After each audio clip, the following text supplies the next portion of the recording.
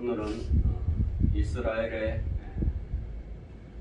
초대왕 사울이 블레셋 사람들과의 길보아 전투에서 최후를 맞이하는 그러한 비극적인 삶이 끝나고 그가 사울왕이 죽었을 뿐만 아니라 그의 아들 요나단, 그리고 한 번도 살아생전에 한 번도 등장하지 않았던 그의 아들 아비나답과 말기 수아까지 죽어서 사울 왕가가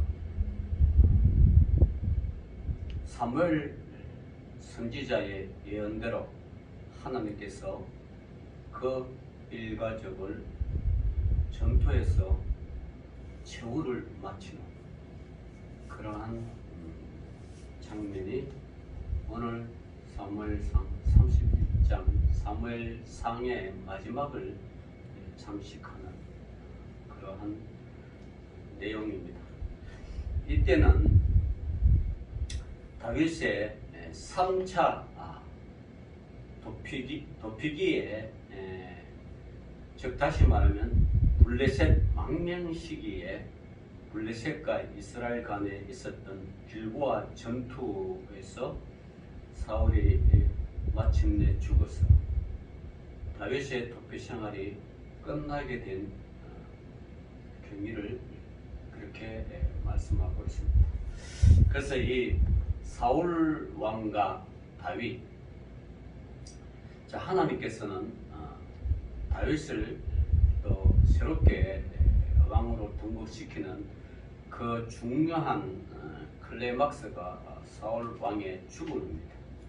한 사람의 죽음이 또 다른 왕가를 탄생시키는 그러한 것에 오늘 사무엘상 31절, 즉 다시 말하면 사무엘서 저자의 그런 하나님의 깊은 뜻이 있다고 봅니다. 인도주의적 통치를 한 사울 왕가의 몰락, 그리고 선민 이스라엘에게 있어서 어떤 정치 체제를 도입하느냐가 문제가 아니라 어떤 정치를 도입하든지 간에 그 중심에 여호와께 순종하느냐, 여호와 하나님께 순종하지 아니하느냐에 따라서 그 나라와 그 민족과 개인에게 생사 여부가 달려 있습니다. 오늘날도 똑같습니다. 오늘날도 우리 기독교인이 1200만을 자랑을 하지만 이 코로나 팬데믹 시대에 기독교인의 영향력이 이단이 그렇게 코로나를 전파했든지, 그렇지 않으면 정치 목사가 또 코로나를 전파하든지 상관없이 오늘 기독교인의 영향력은 가면 갈수록 줄어들고, 또 기독교인의 삶 자체가 또 너무 이기주의요 개인주의로 흐르기 때문에 여타 우리 다른 종교의 영향력에 비하여 점점 그 영향력과 그 종교의 어떤 그런 것들이 점점 줄어들고 있습니다. 여러분, 언론 보도를 보면 압니다. 언론 보도에 어지간한 잘못이 없으면 천주교 잘 건들지 않습니다. 그네들은 조직이 워낙 단단해가지고 또 언론과의 어떤 그런 언론에 대한 대응팀이 있어가지고 인간이 사는데 여러분 신부라고 또 수녀라고 그런 잘못이 없겠습니까? 인간 사는 세상은 똑같습니다.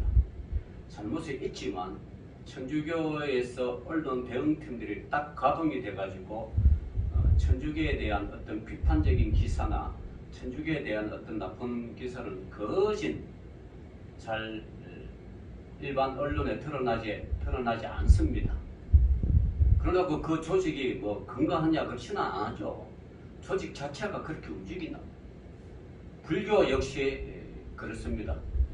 어지간한 허물과 뭐 사회적으로 큰 비난이 없으면 그것 또한 잘 드러나지 않습니다. 언론 대응팀이. 그런데 우리 기독교에 속한 우리 종교 내에서는 이런 언론 대응팀이나 어떤 것들이 잘 부족하여 교회마다 개교회주의의 중심이다 보니까 언론 대응팀에 대한 그런 대응을 잘 하지 못한 거로 시한폭탄처럼 여기서 터지고 저기서 터지고 지뢰밭처럼 빵빵 터지니까 이것이 세상 사람들을 볼 때는 기독교가 문제가 있구나, 개신교인들이 하는 것이 다 문제가 있구나 이러면서 이 영향력이 점점 줄어들고 있다는 그러한 참 아픈 현실입니다. 그런다고 기독교가 즉 다시 말하면 개신교가 사회적인 봉사활동이나 여러가지 일을 그러면 천주교랑 불교보다 못하느냐? 그렇지 않죠. 그렇지 않습니다. 절대 그렇지 않습니다. 엄청나게 많은 일들이 목회자와 그리스도인들이 기독교인들이 감당하고 있습니다. 그럼에도 불구하고 그것을 잘 드러내지 않고 나쁜 점만 부각시켜가지고 세상으로부터 영향력을 점점 잃어가는 것은 어떻게 보면 사탄의 전략에 우리가 말려드는 수도 있고 개인적인 어떤 그런 어떤 허물 때문에 또 드러나는 수가 있습니다. 어쨌든 오늘날 이 시대에 기독교를 믿는 저와 여러분들은 정말 예수님께서 말씀하신 것처럼 뱀같이 지혜롭고 비둘기같이 유순한 그런 전략 전술을 써야만 됩니다. 그래서 여러분들이나 저나 뭐 어딜 가든지 절대 우리가 하지 말을 것은 교회에 자기가 다니는 교회에 욕을 하면 안 되죠. 좀 불만이 있고 마음에 안 드는 것이 있어도 그건 기도할 문제지 이걸 가지고 교회를 욕하고 목회자를 욕하고 성도들 간에 어떤 그런 개인적인 어떤 그것들 때문에 욕하고 다니면 다른 사람들은 관심이가 안 듣는 것 같지만 아주 주의 깊게 관심을 가지고 잘 들어요. 그래서 여러분이 없을 때에는 그것이 화제거리가 되고 엄청나게 기독교를 모함하고 핍박하고 그런 것으로 사용되어진다. 그러니까 땔감을 준다는 거예요. 여러분 절대 우리가 땔감 주는 역할을 하면 안 됩니다. 그래서 그러한 상황에서 참 오늘날 기독교인들의 이 역할이 얼마나 중요한지. 자, 오늘 이 사무엘상 31장은 인본주의적 사울 왕가의 몰락은 선민 이스라엘로 하여금 그들의 구원의 길을 인도할 참 지도자 곧 목자가 누구인가 하는 문제를 심각하게 생각해주는 그런 계기가 되었습니다. 이와 같이 참 목자의 필요성을 절실히 느끼고 있는 이스라엘 백성들을 위하여 그들이 예배하사 그를 이스라엘의 주권자로 훈련시키고 계셨던 것입니다.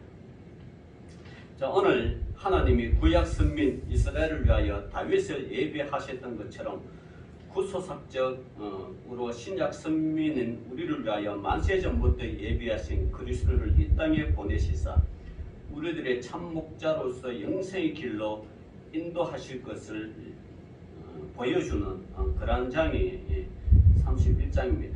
자, 사울 왕가의 몰락은 다시 말하면 인본주의 정치 철학의 몰락이고 이후에 이제 사무엘 하에서 드러나는 다윗 왕가의 등장은 이제 신본주의적인 정치가 이제 서서히 드러나는. 그래서 이스라엘을 주도하는 것은 어떤 한 왕이 아니라 하나님의 통치의 나라로 서서히 이제 변모해가고 변화해가는 그런 과정 속에 이제 사무엘상 32장을 막을 내리는 거죠. 자, 이것을 보면 오늘 사울과 요나단 또 아비나답과 말게수아를 거는데, 자 1절 31장 1장 31장의 1절 2절은 이스라엘의 패전을 알리는 것입니다. 그리고 3절부터 6절까지는 사울 일가의 몰락을 이제 기술한 거고요. 또 7절부터 10절은 수치를 당하는 사울의 시신, 그리고 11절부터 13절은 야베스 거민들이 사울 왕의 장사를 지내는 그런 것으로 구분이 됩니다. 자, 오늘 이 1절부터 6절까지는 사울과 세 아들의 죽음입니다. 사울 왕가가 몰락하리란 하나님의 예언이 온전히 성취되었습니다. 그리고 이러한 몰락은 열방과 같은 왕이나 왕정제도 자체가 이스라엘의 백성들을 구원하는 능력이 되지 못함을 뚜렷이 증거해 줍니다. 사실 신앙인의 생존 문제는 인간의 능력이나 기타 다른 조건에 달려있는 것이 아니라 전적으로 하나님과의 정상적인 신앙생활을 유지하느냐 아니냐에 달려있다는 것입니다. 자, 오늘 봅시다. 자, 블레셋 사람들이 1절에 블레셋 사람들이 이스라엘을 침해. 자, 내용은 사무엘상 28장 29장에 이어갑니다. 즉 사울의 군대와 블레셋의 군대가 대치 중이고 다윗은 이 전쟁에서 빠진 상태에서 전쟁이 개시되었던 것입니다. 왜냐하면 이때 다윗은 사울 왕의 핍박으로부터 도피 생활을 하고 있는 그런 가운데 있는 거죠. 자, 그러나 전쟁의 시작에서부터 블레셋은 일반적인 승도를 거두게 됩니다. 자, 블레셋 사람들이 이스라엘 침해, 이스라엘 사람들이 블레셋 사람들 앞에서 도망하여 길보아 산에서 엎드러져 죽으니라. 예, 이스라엘 군대가 블레셋의 공격으로 쫓기다가 길보아 산에서 대량 참살당했다는 그러한 것을 기록하고 있습니다. 한편 우리가 이 길보아 전투는 이스라엘 역사상 아주 유명한 장소요. 또 이 길보아 전투가 성경 곳곳에서 나오는데, 첫 번째 더브라와 바락이 시스라의 군대를 물리친 이 기손 전투가 길보아 전투입니다. 이때는 더브라와 바락이 이겼죠. 시스라 군대를 전멸시켰습니다. 그게 사사기 4장 15절이고요. 또 사사기 7장에는 기드온 용사가 미디안 군대를 물리친 이스라엘 전투가 이 길보아 산에 기록이 되어 있습니다. 그리고 열왕기하 23장 29절을 보면 이제 요시아가 바르노고와 싸우다 죽은 무기토 전투가 이 길보아 산에서 일어납니다. 나중에는 이 3차 세계 대전은 무기토 전투에서 일어난다는 예언도 있고 하지만 그거는 예언일 뿐이고요. 여기서의 예언이란 것은 일기예보처럼 그 하나님의 예언일 뿐이고, 하나님의 주권은 언제든지 그분의 뜻에 따라 바뀔 수가 있고, 그분의 뜻에 따라 일어날 수도 있고 안 일어날 수 있는 게 그게 그분의 뜻이지, 일기예보처럼 여기서 반드시 일어난다 그런 건 없습니다. 그러니까 다시 말하면 요즘 시중에 많이 떠돌고 있는 뭐라 그럴까, 이 음모론 같은 경우는 여러분 너무 믿지 마시길 바랍니다. 제가 이번에 송해 임원 수련회 가니까 저랑 같이 방을 썼던 그 목사님이 시흥에서 목회를 하는데, 어떤 청년이 하도 유튜브를 봐가지고 담임 목사님 이렇게 얘기했대요. 목사님, 만약에 백신 맞으면 자기는 교회 떠나겠다고. 백신에 음모론이 있어가지고 어쩌고저쩌고. 여러분, 유튜브의 단점이 그입니다. 아주 그냥 그게 함몰합니다. 저는 여러분 유튜브를 보지 마라 말은 하지 않습니다만은 유튜브는 유튜브를 뿐이에요. 그게 음모론이 있고 그게 없어요. 지난번에 중앙대성이 한강에서 빠져 죽었는데 그 친구가 죽을 때 많이 온 유튜브 패널들이 달려 들어가지고요. 막 경찰보다 너무 앞서가 조사하고 뭐 온갖 업무를 다 해가지고 그 유튜브 그 사람들이 그 방송하는 한 50억 벌었대요. 그걸 많은 사람들이 시체에 광고가 올라가가지고 또 밝혀진 건 아무것도 없잖아요. 제가 아는 어떤 집사도 목사님 몰라서 그렇지 그 유튜버들이 괜히 그러겠냐고 경찰을 못 믿어서 그러냐고 나도 유튜브에 빠졌대. 그래서 내가 경찰 발표 믿어. 그러고 내가 상식적으로 생각해도 사람이 술을 먹고 그 한강에 가면 더워가지고 헤엄칠 수도 있어. 사람 술 먹으면 그렇거든요. 더워서 이성을 잃어버리잖아. 먹을 수 있어. 나는 개인적으로는 실족사를 원하는데 모르지만 경찰은 어떻게 발표할지 모르지만 죽은 사람 부모에는 안타깝지만 그걸 사는 사람 친구가 죽었다는 그 확실한 증거도 없는데 온 유튜브가 친구가 죽였다고 그렇게 몰아붙이고 그걸 자꾸 이제 하니까 당국에서 이제 칼을 빼려고 그러죠. 여러분 경찰 발표가 다는 아니지만 그래도 요즘 경찰이 많이 민주화됐잖아요. 옛날처럼 뭐 사건을 은폐하거나 조작하거나 뭐 그런 게 잘 안 하잖아요. 만약에 그렇게 했더라도 나중에 다 드러나잖아요. 감추인 것은 드러나지 않는 것이 없다고 하나님께서 말씀하셨어요. 다 드러나요. 그런데 그걸 자꾸 음모론으로 몰고 막 그렇게 만드는 거예요. 어쨌든 여러분 백신 때 되면 맞으십시오. 그 음모론 아닙니다. 사람을 살리는 것이지 그게 왜 음모론입니까? 그 목사님이 저랑 똑같은 날에 맞았어. 그 목사님은 아스트라제네카를 맞았고 저도 아스트라제네카를 맞기로 예약됐는데 날짜가 땡겨져 가지고 그래서 제가 주치 그 의사한테 말했어요. 양sen은 안 됐냐고 한번 맞고 나 끝내야 되겠다. 그러니까 그거 맞으냐고 그렇다니까 그러면 양sen으로 바꿔주겠다고. 그래서 저는 양sen으로 한 번으로 끝냈어요. 그렇게 했는데 그 청년이 그 교회를 떠났는지 안 떠났는지 다음 주 우리 임원회 회의한테 물어보고 싶어. 떠났는지 안 떠났는지. 여러분 그런 음모론에 자꾸 하지 말고 이 세상은요 여러분 정확하게 우리가 아셔야 돼. 음모론이 움직이는 것이 아니라 하나님의 뭐요? 주권대로 네. 그분의 뜻대로 움직이는 것이 어떤 단체에 어떤 기관에 어떤 뭐 국가 조직의 음모론으로 움직이는 게 아닙니다. 그럼 우리가 하는 일표가 뭐 있어요? 다 음모론이고 다 국가의 어떤 그것을 움직인다 그러면 그런 절대 이 세상을 주관하신 분이 누구죠? 하나님이죠. 역사를 주관하시는 분이 하나님입니다. 하나님은 시작과 끝이다. 알파와 오메기, 처음과 나중이라는 거예요. 우리는 철저하게 하나님께서 주권을, 하나님 주권을 우리가 믿어야 되지 그 어떤 음모론을 밀어가지고 그렇게 여러분 신앙생활에 혼돈하게 그렇게 신앙생활하면 안 된다는 사실이에요. 음모론은 절대 아닙니다. 하나님 주권 계획에 따라 움직이는 거죠. 자, 이 블레셋 사람들이 이스라엘을 침해 이스라엘 사람들이 블레셋 사람들 앞에 도망하여 길보아 산에서 죽으니라.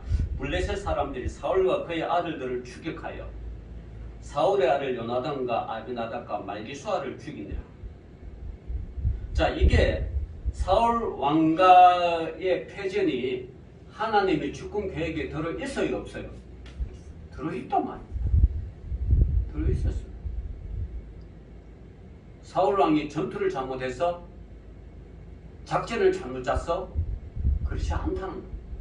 사울 왕은 하나님께서 버리기로 결심했던 것이에요. 그래서 이 전투에서 죽었다는 건 어떤 면에서 영광스럽게 죽는 거예요. 뭐 병으로 죽었거나 뭐 그죠? 부하들이 배신해서 배신당해서 죽었거나 이런 것보다 뭐요? 국가를 위해서 전투하다가 죽었다. 하나님께서는 마지막에 사울 왕의 어떤 위신을 세워준 것 같아요. 아니, 왕이 전투를 위해서 죽었다는 거는 이거는 일단은 패전은 하고 사울 왕가가 몰락은 했지만 어쨌든 이스라엘 전체를 보면 왕이 전투를 위해서 죽었다. 그러면 영광된 죽음이란 말이에요. 개인적으로는 하나님께 버림받아서 죽을지는 모르지만 하나님께서는 사울 왕의 위신을 생각하고 초대 왕의 권위를 생각해서 전투에서 죽었다는 것은 이거는 영광된 일이죠. 아니 군인이 전투에서 죽는 것이 낫겠어요? 패싸움하다가 죽는 게 낫겠어요? 전투에서 죽는 게 훨씬 낫죠. 전투에서 죽으면 뭐요? 국군 뭡니까? 훈장도 받고 뭡니까? 죽어서 국립묘지로 가고. 근데 저것들끼리 패싸움에다 죽었다가 하면 이건 완전히 아무것도 아니잖아. 군인은 전투에서 죽는 거예요. 사울왕이 그렇다는 거예요. 저는 뭐 사울왕을 나쁘게도 보지 않고 좋게도 보지 않고 정확하게 있는 사실을 그대로 보는 거예요. 자, 3절 보세요. 사울이 패전함에 활 쏘는 자가 따라잡으니 사울이 그 활 쏘는 자에게 중상을 입은지라. 아마 저격수가 있었는가 봐. 저격수. 활 쏘는 자들이 작전에 어쨌든 적의 지휘관, 적의 장수만 죽이면 전쟁은 끝나는 거잖아요. 그래서 블레셋 사람들이 적의 장수, 적의 왕, 적의 지휘관이 누군가 그걸 알고 끝까지 쫓아가면서 아마 활을 쏘서 이렇게 맞췄는가 봐요. 자, 그가 무기를 든 자에게 이르되 내 칼을 빼어 그곳으로 나를 찌르라. 할례 받지 않아야 하는 자들이 와서 나를 찌르고 모욕할까 두려워하느라. 하나 무기를 든 자가 심히 두려워하여 감히 행하지 아니하는지라. 이에 사울이 자기의 칼을 뽑아서 그 위에 엎드러지매 무기를 든 자가 사울의 죽음을 보고 자기도 자기 칼 위에 엎드러져 그와 함께 죽으니라. 예, 사울이 패전합니다. 즉 과거의 승리를 거듭했던 상황과는 달리 패전할 수밖에 없는 상황으로 인하여 마음이 무거워진 즉 낙심한 상황을 일으킵니다. 자, 활 쏘는 자가 따라 미치니 아마 블레셋 궁수가 이스라엘 왕을 발견하고 그를 잡기 위하여 맹렬히 추격함을 가리키고요. 할례 받지 않는 자들이 모욕할까 두려워하느라. 이 말씀은 하나님이 택하신 백성 아닌 블레셋인들이 자신을 창으로 찌르고 모욕할까와 두렵다는 사울 왕의 그런 말이죠. 사울이 이 같은 말은 블레셋인이 삼손에게 행했던 학대 행위를 염두에 두고 한 말인 것이라고 성경학자는 그렇게 말씀하고 있습니다. 즉 다시 말해서 삼손이 사사가 시대에 삼손이 블레셋에게 잡혔잖아요. 자기 그 애인 들릴라의 배신으로 인하여 블레셋한테 잡혔을 때 그때 삼손이 눈이 뽑히고 그죠? 눈이 뽑혀가 두 팔 카목김처럼 이 맷돌을 돌리는 일들이 사울 왕이 떠올랐는가 봐요. 그 일들이 많은 이스라엘 백성들이 알았어요. 그래서 이 블레셋인들에게 잡히면 저렇게 학대당하다가 죽는구나. 그럴 바에야 차라리 자결을 하겠다. 그렇게 하면서까지 사울 왕이 그렇게 블레셋 사람들에게 조롱을 받지 않겠다는 그런 다짐이죠. 즉 사울은 죽기 직전까지도 종교적인 선민사상을 벗어날 수가 없었습니다. 그러나 이에는 책임과 의무를 따르게 됩니다. 만약 그 책임과 의무를 다하지 못하면 결국엔 죽음과 파멸만 있을 뿐입니다. 따라서 우리 성도를 역시 머리로만 기독교인으로서 자부심을 갖는 것이 아니라 실제 생활에 있어서 성도들의 삶이 더 중요하고 하나님의 명령대로 살아야 되는 것이 우리 기독교인들의 그런 사상이죠. 자, 그렇게 해서 이제 내가 블레셋 사람들 죽여가지고 나중에 모욕당해서 죽는 것보다 차라리 무기든 자에게 나를 죽여달라. 자, 무기든 자가 사울을 수종하며 보호하는 자는 사울의 청을 거부했습니다. 이는 그가 사울을 보호하는 의무를 지닌 자라는 자각과 더불어 다윗과 마찬가지로 기름 부음 받은 자의 목숨을 자신의 손으로 해할 수 없다고 생각했기 때문입니다. 자, 그러자 사울이 자기의 칼을 뽑아서 그 위에 엎드려졌다. 자, 사울은 자신의 칼날을 위로 세워서 그 위에 엎드름으로 목숨을 끊은 사실을 뜻합니다. 여기서 사울은 죽기 직전까지도 자신의 생명을 주신 하나님께 자신을 맡기지 않고 블레셋의 손에 죽으면 명예롭지 못한다는 생각만 하고 있었던 것입니다. 그 결과 사울은 그의 방식대로 자기회를 하고 만 것입니다. 사울은 이미 하나님의 은혜가 떠나버린 죽음의 사경을 넘나드는 순간까지도 회개할 마음을 품을 수가 없었던 것입니다. 그래서 따라서 여러분, 성도들은 자신에게 주어진 생명을 주께서 주셨으므로 하나님이 거두어 가시는 마지막 순간까지 하나님의 뜻을 따라 사는 자가 되어야 되지, 자신이 스스로 생을 마감하는 그런 어리석은 일을 하면 안 되죠. 여러분, 병도 그래요. 우리가 참 이 약으로도 안 되는 이런 병들 걸리면 그 병이 여러분 얼마나 심각하고 고통스러운지 몰라요. 때로는 막 죽고 싶다는 생각이 들죠. 그리고 삶의 상황이 어렵거나 고통스러우면 역시 죽고 싶다는 생각을 듭니다. 그렇다고 여러분, 예수 믿는 사람이 자기 생명을 함부로 그렇게 죽이면 안 됩니다. 자결 하고 온다거나 자살하면 안 된다는 거죠. 우리는 생각합니다. 얼마나 고통스러웠으면, 얼마나 그 상황이 힘들었으면 자살했을까? 그 사람의 마음도 헤아려 줘야 되지 않을까? 이렇게 생각하고 하실 수 있습니다만, 이거는 극히 인간적인 생각입니다. 하나님은 다릅니다. 욥을 한번 보십시오. 저는 이번에 제가 궁금한 게 있어가지고, 자, 욥의 아내가 욥이 그렇게 고통당하고 막 이 피부병이 올려가 막 욥이 자기 자신 생일까지 저주하면서 차라리 태어나지 않으면 좋겠다고 막 그렇게 할 때 아내라는 사람이 당신 그렇게 하고 재산 다 나누고 자녀 다 죽고 당신 몸도 그렇으니까 차라리 하나님을 욕하고 죽으라, 이렇게까지 그죠? 악독한 말을 했잖아요. 그 어미는 부부가 성경을 아무리 봐도 모르겠어. 그래서 이번에 인문교육하고 물어봤어요. 다른 목사님들. 나중에 욥이 복을 받아가지고 그죠? 더 재산도 많아지고 더 예쁜 딸들 막 이렇게 미스 코리아 정도 예쁜 생긴데 그 아내가 어떻게 됐을까 물어보니까 한결같은 결론이 아내 죽어 이 다음에 나는 그 새 아내인지 아닐까? 그 성경이 어디서 있냐니까 정황상 그렇다는 거예요. 그래서 참 웃고 말았는데, 네, 그래요. 욥은 극한 고통을 그죠? 극한 고통을 겪더라도 그는 자살하지 않았습니다.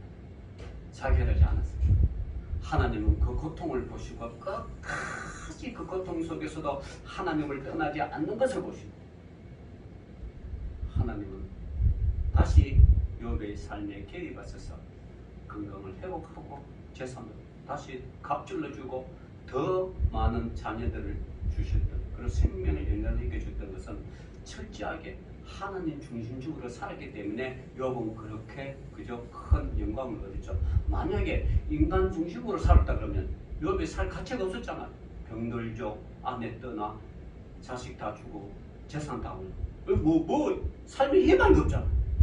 그럼에도 불구하고 욥은 끝까지 하나님 말씀 붙들고 친구들이 막 욥은 네가 죄가 있기 때문에 그렇다면서 막 새 친구가 와서 욥을 위로해 주는 게 아니라 위로해 주는 척 처음에는 위로해 주는 척 하면서 나중에는 욥의 심장을 싣고 팠죠.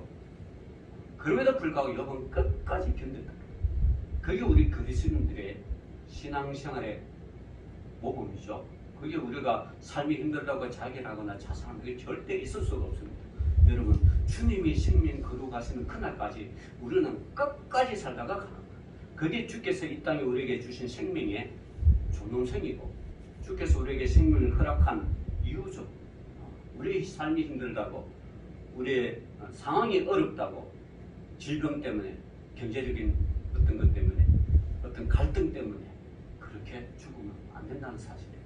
근데 이 사울은 그렇지 못하고 자기 자신의 인본주의 생각 때문에 내가 살았으면 블레셋 사람 잡혀가 온갖 모욕을 다 당했다. 그런 생각 때문에 자기는 자기를 합니다. 자, 그래서 이제 하고 5절 무기를 든 자가 사울의 죽음을 보고 자기도 자기 칼 위에 엎드려져 그와 함께 죽으니라. 자, 여기서 이제 이스라엘의 유대 전승에 의하면 이 자가 누구인가? 이 자가 노베 제사장을 학살한 에돔 사람 도액이라고 보는 시각도 있습니다. 도액이 누구예요? 사울 왕의 명령에 의하여 노 땅에 있는 제사장 86명인가 다 모조리 죽이라고 했던 그거 실행했던 사람. 그래서 이 말로가 전부 다 비참하다는 것은 하나님을 떠난 자의 말로가 다 이렇게 비참하다는 사실을 보여주고 있습니다.